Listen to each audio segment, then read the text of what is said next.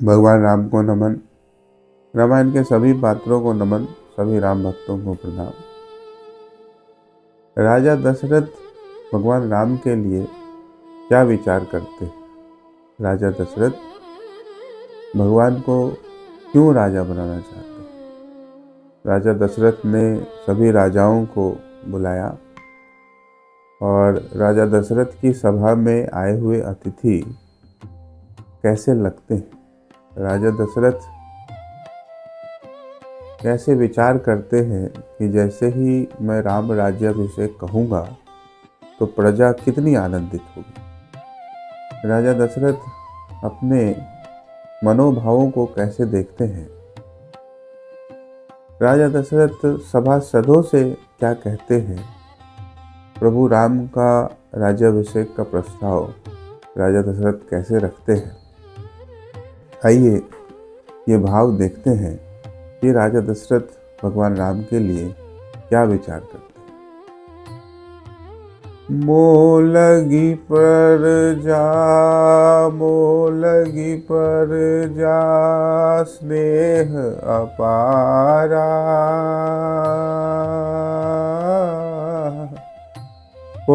राम गंगा पवित्र धारा, मोह से बढ़ी प्रजा, मोह से बढ़ी प्रजा ही स्नेहा,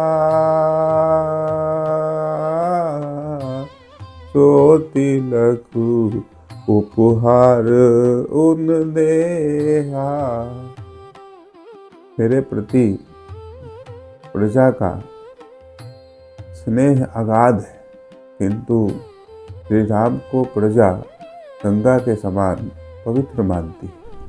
मुझसे बढ़ के प्रजा राम को स्नेह करती है। उस प्रजा को श्री राम का राज्याभिषेक रूपी उपहार मुझे देना चाहिए। आगे देखते हैं। मंत्रीगण को कहत विचारा, रघुपति तिलक सुनी मुदित धारा, दशरथ कही की पंचभूत देहा, सकल सुख भोग यज्ञ महिलेहा। तब राजा दशरथ ने मंत्रियों को अपना विचार सुनाया कि मैं श्री राम को अयोध्या का राजा बनाना चाहता हूँ। राजा दशरथ अपने मंत्रियों को सुनाते हैं कि मेरा यह पंचभूत शरीर सब प्रकार का सुख भोग यज्ञ कर चुका है। राजा दशरथ भगवान को क्यों राजा बनाना चाहते? मही जितने सुख वैभव जाना, राज छत्र तरे सकल पाना, केश श्वेत दुर्बल हो देहा, राम लगी मम हिय परब स्नेहा। राजा दशरथ कहते हैं कि जितने भी धरती पर सुख वैभव है सब मैंने इस राज छत्र के नीचे प्राप्त कर लिया है। अब मेरी अवस्था हो गई है, मेरे केश श्वेत हो गए हैं, मेरी काया दुर्बल हो गई है। श्री राम के प्रति मेरे हृदय में परम स्नेह है। आगे देखते। उनहि तिलकू बुझत मन भावा,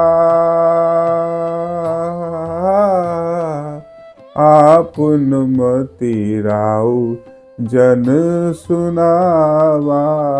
सचिवगण साधु साधु पुकारा। आस बढ़िका शुभ समाचारा। परम गुणवान परम बलशाली शोभामान मेरे पुत्र का अभिषेक करने की इच्छा मेरे हृदय में उत्पन्न हुई है। राजा के यह विचार को सुनते ही सारे मंत्रीगण साधु साधु कह के प्रसन्न हो उठे। सबने कहा कि इससे बढ़ के क्या शुभ समाचार हो सकता है। राजा दशरथ ने सभी राजाओं को बुलाया। तब नृप कही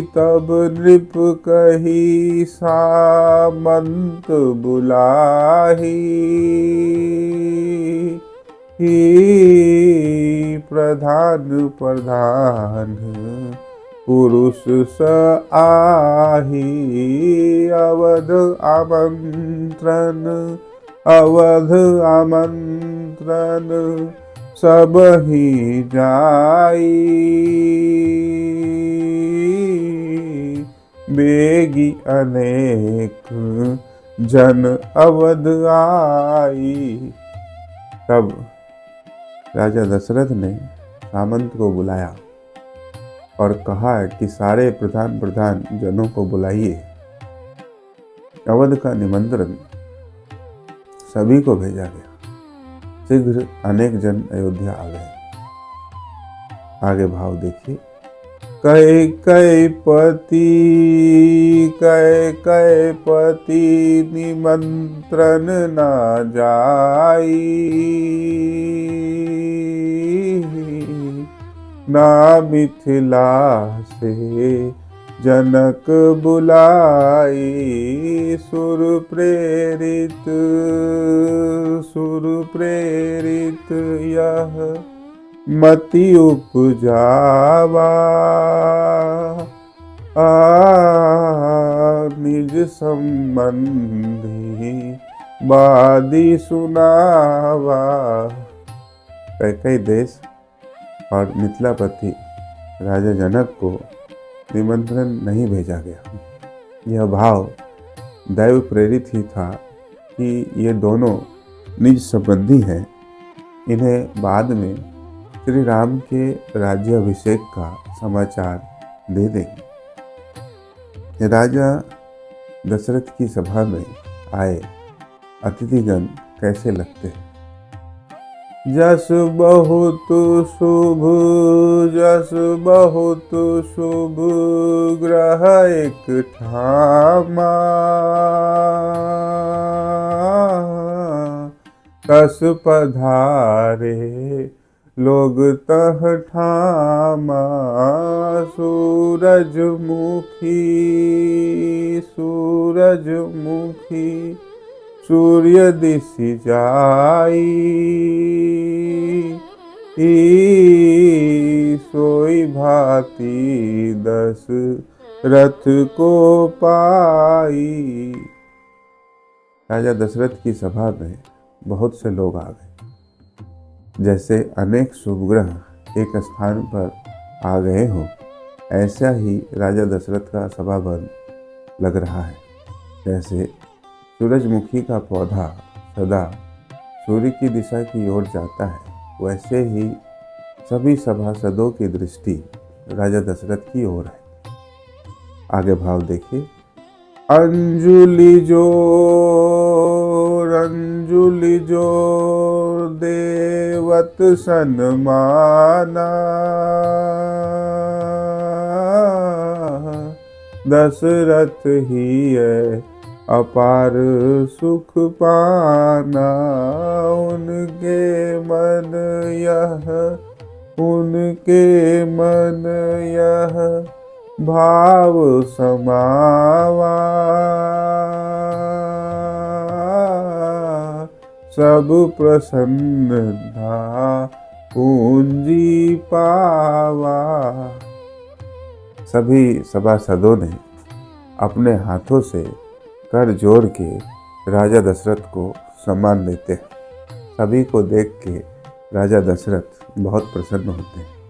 राजा के मन में यह भाव आता है कि इन सभी जनों की प्रसन्नता की कुंजी श्री राम का राज्याभिषेक रूपी समाचार है। राजा दशरथ विचारते हैं कि जैसे ही मैं राम राज्याभिषेक कहूँगा, प्रजा आनंदित होगी। देखिए, जस कहब की होई राम राजा, महान हरस छाई समाजा। तो महान गंभीर स्वर धारा, प्रणामी स्नेह भार उतारा। राजा दशरथ विचार करते हैं कि जैसे ही मैं कहूँगा कि श्री राम का राज्याभिषेक होना है, इस समाज को महान हर्ष प्राप्त होगा। उसके बाद राजा दशरथ ने गंभीर स्वर धारण किया और सभी को प्रणाम करके स्नेह का भार उतारा। अतिहित कर तब वचन सुनावा, सब जानत कस राज चलावा। पुत्र बढ़ी प्रजा हिय रखाई, पूर्वज सन रग मो जाई। तब राजा ने अति हितकर वचन बोले कि आप सभी माननीय जन यह जानते हैं कि प्रजा का पालन मैंने किस प्रकार किया है। प्रजा को पुत्र से भी बढ़कर माना। जो मार्ग मेरे पूर्वजों ने दिखाया था, उसी सन्मार्ग पर स्थिर रहा हूँ। राजा दशरथ अपने मनोभावों को कैसे देखते? कल्याण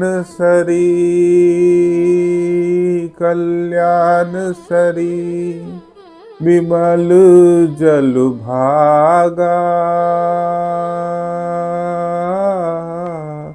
सोई निर्मल भाव हिय जागा। राज छत तर जरावे पाई, दीर्घ काल राज वहन पाई। जैसे कल्याण रूपी नदी का जल बहुत भाग्यशाली होता है, वैसे ही आज मेरे हृदय के भाव बहुत शुभ हैं सभी के लिए। इस राज्य को चलाते चलाते मैं दीर्घायु को प्राप्त हुआ हूँ। आगे भाव देखिए। श्रमित भयऊ अब सब जन जाना, श्रेष्ठ सभासद अनुमति पाना। सिंहासन श्री राम कदेवा, कछु विश्राम जरातन लेवा। राज्य भार वहन करते करते मैं श्रमित थक गया हूँ। जो आप सभी माननीय सभासदों की अनुमति हो तो मैं अपने ज्येष्ठ पुत्र श्री राम का राज्याभिषेक करना चाहता हूँ। यह अवध का सिंहासन श्री राम को दे के कुछ विश्राम करना चाहता हूँ।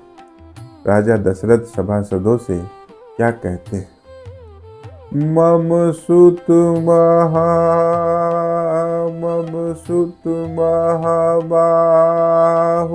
श्री राम सुरपति समान अति बल धामा सकल दृष्टि मो से बड़ भावा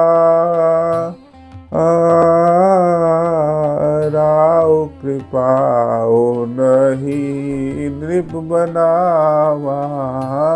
ऐसा कहते हुए राजा दशरथ ने भगवान राम का ध्यान किया। कुछ क्षण बाद कहना प्रारंभ किया कि मेरा पुत्र श्री राम महान बलशाली है, सुरपति देवराज इंद्र के समान पराक्रमी है। श्री राम सब दृष्टि से मुझसे अधिक योग्य है। यदि आप सभी सभासदों की कृपा हो तो उन्हें अवध के सिंहासन पर बिठाया जाए। आगे देखिए। महिरच समर्थ अजान बाहु उनका अमी है कृपा सब नहाहु परम पुरुष की वीर की दयाला रणभूमि समर्थ विजय काला। अजान बाहु लंबी भुजाओं वाले श्री राम धरती की रक्षा करने में पूर्ण समर्थ है। उन कृपालु श्री राम की अमृत के समान स्नेह में आप सभी प्रजाजन स्नान करें। श्री राम परम पुरुष हैं, रणभूमि में विजय श्री प्राप्त करने वाले।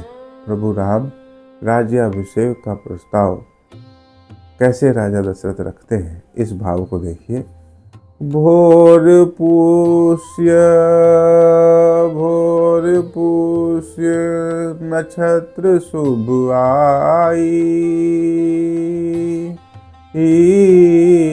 राव आज्ञा उन नृप बनाई लखन अग्रज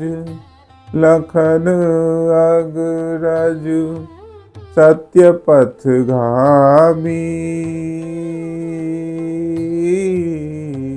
राव लोगन लगी योग्य स्वामी। कल भोर की वेला में पुष्य नक्षत्र है जो शुभकर है। आप सभी की आज्ञा से उनका श्री राम का राज्याभिषेक करना चाहता हूँ। सुमित्रा नंदन लक्ष्मण के अग्रज श्री राम सत्य पथ पर चलने वाले हैं। आप सभी लोगों के लिए योग्य स्वामी। आगे देखते हैं। उनके रक्षा तिलोक सनाथा बल पौरुष सोहत रघुनाथा राम कल्याण स्वरूप सच्छाता उनके तिलक पुण्य सुखदाता। उनकी रक्षा से तिलोक सनात अनुभव करेगी। श्री राम का बल पौरुष अतुलनीय है। श्री राम साक्षात कल्याण स्वरूप है। उनका राज्याभिषेक पुण्यकारी और सुखदायी है। जय श्री सीताराम। अगर इन भावों से आप आनंदित हुए हो तो हमसे जरूर जुड़िए। जय श्री सीताराम। जय श्री सीताराम। जय श्री